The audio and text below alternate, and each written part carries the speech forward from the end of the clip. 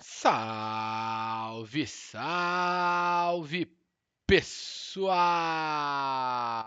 Bom, começando mais um estudo de mercado, tá? É, Vamos fazer ele mais completo agora, passando por mais ativos, tá? Então, se você quiser ver, vou seguir essa lista daqui, mais ou menos, tá? Por favor, não pula, né? Para me ajudar aqui, mas vamos lá. Pessoal, Ibov, tá? Sigo com a mesma cabeça, mas com dificuldade de entrar no trade, né? É, Essa compra dos 135.800 eu não consegui pegar, tá? Porque foi na hora do CPI.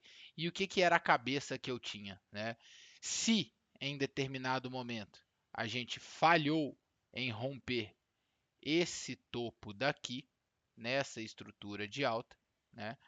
O fundo anterior vira alvo. Logo, a gente cumpriu esse alvo. Qual o próximo alvo? O topo. Então, estamos na expectativa de ir romper o topo histórico. Enquanto a gente não perder essa linha dos 133 mil, né? Essa mínima, o cenário base é este. Apesar de todos os apesares e todas as notícias que vêm saindo, o cenário ainda é extremamente comprador. Tratando do mini índice, tá aqui o mesmo gráfico de uma hora. Absorvemos uma liquidez que tinha no topo hoje e aí para amanhã, aonde é que a gente tem pontos interessantes de compra, né? 137.500 pelo gráfico de uma hora e a mínima de hoje, tá? Confesso que a mínima de hoje é um pouco mais arriscada, no intuito de levar o preço para o 139 e depois romper os 139.500. Rompido os 139.500, é muito pouco provável que a gente não vá para o topo histórico lá no 141. Então, esse 139.500 é justamente o ponto do Ibov aqui do 138.800 que tem que entrar uma defesa vendedora se for para perder aquela mínima, tá? E aí, pelo mini índice, se a gente for olhar aqui no gráfico de 15 minutos, né, a gente pode ajustar as nossas posições aqui. O 137.400 me parece o ponto mais interessante mesmo para a gente poder atuar, tá bom? Mas vou deixar aqui marcado também esse 138.800. Quando o preço entrar aqui, a gente procura alguma reação. Dólar segue movimento baixista, tá? Não veio aqui nas nossas regiões que a gente queria trabalhar vendido. E aí o que a gente tem que fazer? Continuar marcando os fundos que estão sendo perdidos, deixar aqui um fundinho, né? E aí, se porventura, tá, esse fundo for perdido do 5.542, a gente pode trabalhar vendido no 5.574, beleza? Então, fica sendo mais ou menos uma movimentação assim que a gente espera, beleza? Partindo agora para países emergentes, emerging markets, tá? Rompemos o 47 com 80, esse topo do semanal muito importante. O pós-mercado tá vindo aqui para baixo, né? É importante que a gente se mantenha acima desse patamar e não crie um falso rompimento, tá? Por quê? Porque aí a gente pode olhar até pelo gráfico mensal, né? Eu não vejo outro ponto para o emerging markets, né? Parar a não ser lá em cima nos 50 e tantos. Então, estamos falando de um belo rally pela frente. Ativos como esse, emerging markets, DXY, né? A gente não vai ter muita mudança, tá? Então, DXY tá num ponto de suporte aqui nos 98. Ele fez esse pullback, ou seja, entrou a pressão compradora que a gente queria ver aqui, o preço vinha caindo, entrou a pressão compradora, mas logo ele já volta a testar. Atenção, se a gente perder essa região, essa mínima, estamos falando de ver o índice dólar caindo ainda mais, tá? Podemos ver mais uma queda aí de mais uns 2% pela frente. Logo, a gente deve ver o dólar se desvalorizando mundo afora. Olhando o gráfico de 10-year, esse tá bem chatinho, né? Ele encontrou aí uma zona de conforto de negociação, o 3,90 parece que virou um piso, enquanto ele encontra dificuldade para romper o 4,60. É fato que acima do 4,60 a gente tem uma quantidade de stop muito grande para ser acionada, tá? E fiquem atentos, porque aonde pode vir esse pullback, né? Ele pode vir aqui até o 4,30, né? Talvez até o 4,20. É óbvio que estamos falando do título de 10 anos americano. A análise técnica não é tudo nesse caso, mas ela pode sim auxiliar muito a gente, tá? S&P, vamos remover todos os desenhos, porque S&P pelo gráfico semanal, pessoal, a gente teve uma belíssima captura de liquidez dentro dessa região compradora do semanal, no ápice da loucura lá da taxação, né? E aí acaba que a gente vem já próximo aqui à origem desse movimento, né? Se for para trabalhar vendido, gente, né? Quer dizer, se for para fazer alguma coisa, tá? Na minha opinião, aí é tentar uma venda, ciente de que você está indo contra todo esse fluxo comprador, mas sabendo também que se você quer trabalhar com uma simetria positiva, aqui nesse ponto ela está do lado comprador. E aí, do lado vendedor, desculpa. E aí, caindo para o gráfico de 60 minutos, ou seja, para quem vai tomar decisões, né, amanhã, ao longo do dia de hoje, do overnight, a gente tem aqui uma região de liquidez, tá, do gráfico de 60, que eu também não descarto ela ser capturada, mas no intuito de quê? De continuar subindo. Tá? Então, a gente pode ver uma pressão vendedora entrando, levando o preço até aqui nos 5.970 e aí voltando a subir. Tá? Então, é uma oportunidade de trade que eu vejo aí. A mesma coisa acontece em Nasdaq, tá? Os gráficos são bem parecidos, então a gente vê essa possível dinâmica também acontecendo aqui neste cenário, ok? Passando agora para o VIX, na casa dos 18, me parece, né, que ele já está bem confortável, né, um mercado aí de baixa volatilidade, tá? Atenção, né, 15 e 30 são aí os nossos números mágicos. EWZ, o que a gente tem no EWZ? Um gráfico cheio de buraco, né? Então vamos olhar ele pelo semanal. Rompeu essa região dos 27, chegamos ali aí na mínima do Covid, né? E aí, o que a gente está falando de alvo para o EWZ?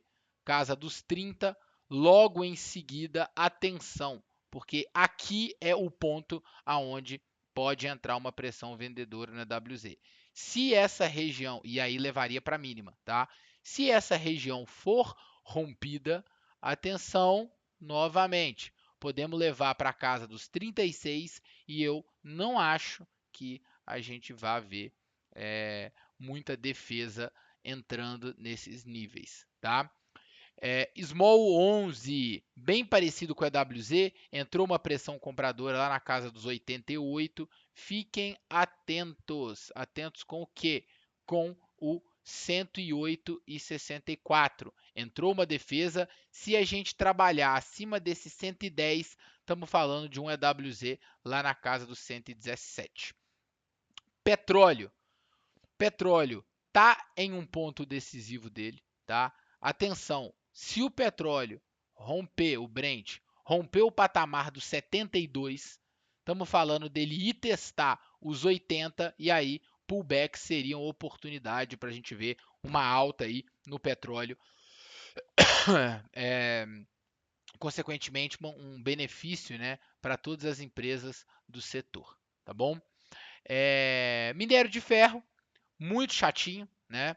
Esses 84, 88 me parecem que virou um piso. É muito mais assimétrico tentar compras do que venda aqui, apesar de no curtíssimo prazo a gente não vê nenhuma reação nesses ativos, tá?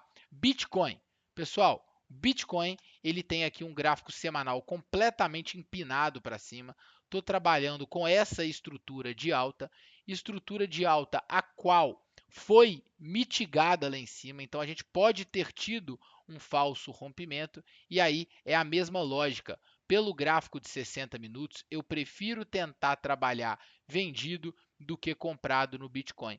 Com base em que cenário? No cenário de que a gente tem uma região extremamente vendedora aqui em cima, que o mercado deu uma leve testada, a gente vê estruturas de baixa sendo formadas aqui nesse ativo, tá? Então, à medida que essas movimentações de baixa forem continuando, a gente pode continuar tentando pegar movimentos vendedores no Bitcoin. Patrick, aonde pode ser um ponto de reset aí para o Bitcoin, né? Um ponto que o Bitcoin vai reagir, tá? Diante de toda essa baixa.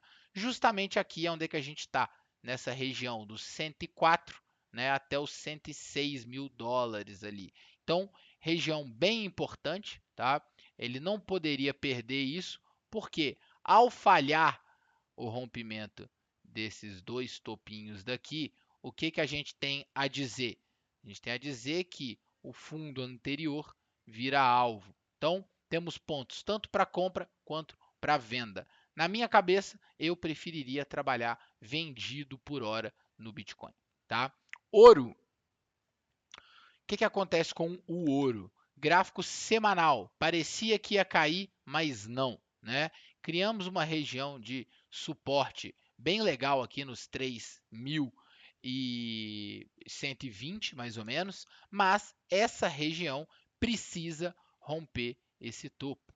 Caso contrário, ela se torna um fundo fraco que, pelo gráfico de 4 horas, a gente teria bastante assimetria positiva para trabalhar na ponta vendida. Então, apesar de ser contra o movimento, né, se for para fazer alguma coisa no dólar, no ouro, seria trabalhar vendido aqui. A não ser que ele venha a romper os 3.500, o topo histórico, faça um pullback, a gente possa tentar uma compra. Dólar contra real, tá? Estamos chegando em uma região de suporte enorme do semanal, que se a gente cair para o diário, dá para a gente dar uma filtrada aqui na região dos 5.480. Esse é o meu cenário, tá?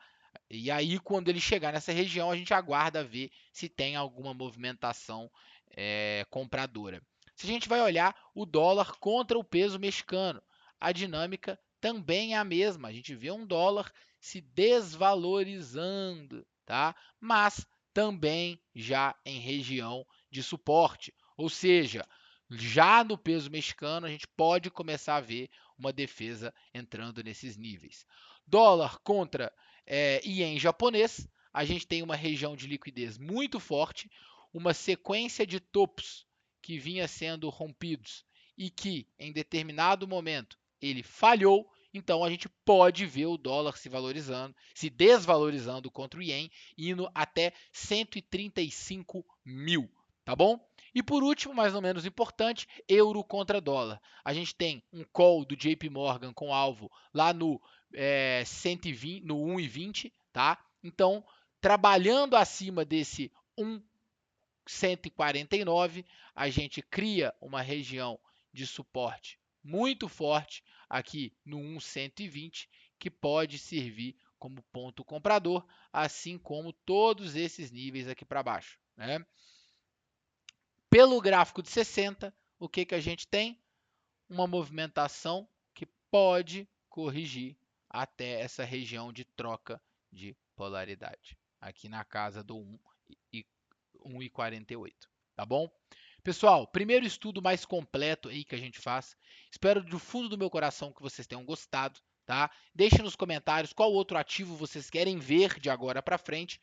O estudo um pouquinho maior, tentando trazer uma outra galera para cá também que acaba operando outros ativos, né? E é claro, deixando o conteúdo cada vez mais completo.